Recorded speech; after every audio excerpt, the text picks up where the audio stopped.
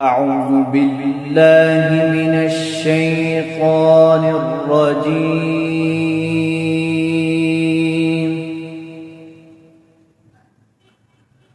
بسم الله الرحمن الرحيم.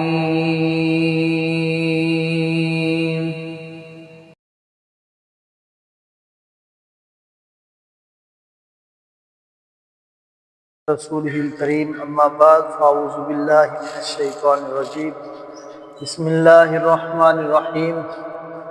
اللہ یتوفی الانفس، اللہ ہی قبض کرتا ہے جانوں کو، حین موتہا، ان کی موت کے وقت، واللتی لم تمت، اور ان جانوں کو بھی جو نہیں مری، فی منامہا، ان کی نیند کے وقت، فیمسک التی، پھر وہ روک لیتا ہے اس روح کو، قضا علیہا الموت، کہ اس نے فیصلہ کر دیا اس پر موت کا، وَيُرْسِلُ الْأُخْرَى، اور وہ بھیج دیتا ہے دوسری سونے والی جان کو، إِلَىٰ أَجَلٍ مُّسَمًّى، ایک وقت مقررہ تک.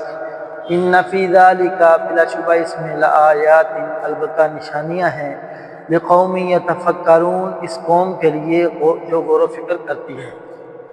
اللہ رب العالمین نے اپنی توحید کا ذکر کرتے ہوئے اب انسان کو اپنی ایک اور طاقت اور قدرت کا ذکر کیا ہے کہ اللہ ہی کی ذات ہے کہ جو جسے چاہے جب چاہے جہاں چاہے موت دینے پر قادر ہے، اور وہ جیسے چاہے بندے کو دنیا سے ختم کرنے پر قادر ہے.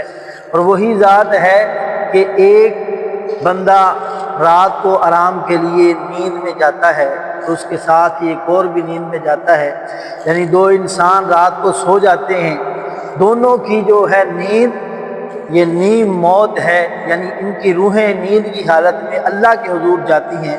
اور بعض احادیث میں بھی آتا ہے کہ جب بندہ سوتا ہے تو اس کی روح اللہ کی طرف، آسمان کی طرف جاتی ہے. تو جیسا کہ قرآن پاک نے واضح فرما دیا، تو جس کے بارے میں اللہ چاہتے ہیں اس کی جو زندگی اگر ختم ہو چکی ہو تو اللہ نیند کی حالت میں اس کی روح کو اپنے پاس رکھ لیتے ہیں اور وہ ختم ہو جاتا ہے، اس کی موت کا وقت مکمل پورا ہو جاتا ہے. اور ایسے ہی اگر اللہ تعالیٰ چاہیں تو دوسرے کی جان کو اللہ تعالیٰ واپس اس کی روح کو اس کے وجود میں دوبارہ لوٹا دیتے ہیں. انسان کی زندگی کی حیثیت تو صرف ایک نیند تک کی ہے، یہ تو اپنی نیند سے بھی اپنی مرضی کے ساتھ اٹھ نہیں سکتا، یہ اپنے آرام میں بھی اپنی مرضی کے ساتھ بیدار نہیں ہو سکتا. کیسی کیسی باتیں اور کیسے کیسے تذکرے کرتا ہے. اللہ تعالیٰ نے فرمایا اس میں نشانی ہے، عبرت ہے غور و فکر کرنے والوں کے لیے کہ میں ہر روز نیند کی جو ہے موت کی آغوش میں جاتا ہوں، پتہ نہیں کب میری جو ہے زندگی کا اختتام ہو جائے، تو میں اپنے اللہ کو راضی کر کے جب بھی آرام کرنے جاؤں اللہ کو راضی کر کے سوؤں. اسی لیے دعائیں بھی اگر پڑھیں تو ان میں بھی یہی ہے، بسمک اموت واحیا، تیرے ہی نام سے میں مرتا ہوں اور تیرے ہی نام سے میں جیتا ہوں. اللہ تیرے ہی نام پر میں دنیا سے آرام میں جا رہا ہوں، سونے کے لیے جا رہا ہوں. اگر تو میری زندگی باقی ہے تو خیر والی کر دے، اگر باقی نہیں ہے تو میری موت کا جو ہے انجام اچھا فرمانا. اسی لیے نبی علیہ السلام نے تاکید کی کہ جب بھی رات کے وقت سونے لگو تو دعاؤں کا اہتمام کرو، دعائیں پڑھ کر سو. شاید کہ صبح کے لیے تو بچے یا نہ بچے، لیکن جب تیرا اختتام ہو تب اللہ تعالیٰ کے حضور جو ہے تو سرخرو ہو جائے، اچھے اعمال کے ساتھ پیش ہو جائے. اتخذوا، کیا انہوں نے بنائے ہیں، من دون اللہ، اللہ کے سوا، شفعاء، سفارشی.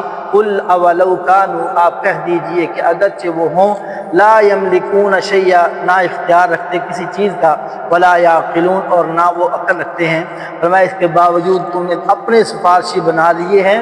یاد رکھو ان میں سے کوئی بھی ایسا نہیں ہے کہ جو اس چیز کا مالک ہو کہ کسی کی سفارش ہی کر سکے، کسی کے قیامت کے دن کسی کے کام آ سکے. اس دن کوئی کسی کا شفاعت اور سفارش کرنے کا حق نہیں رکھتا. یہ اختیارات صرف اللہ ہی کی ذات کو ہے. اللہ تعالی ہمیں اپنی صحیح معنی میں بندگی کرنے کی اور اپنی آخرت کی فکر کرنے کی توفیق عطا فرمائے.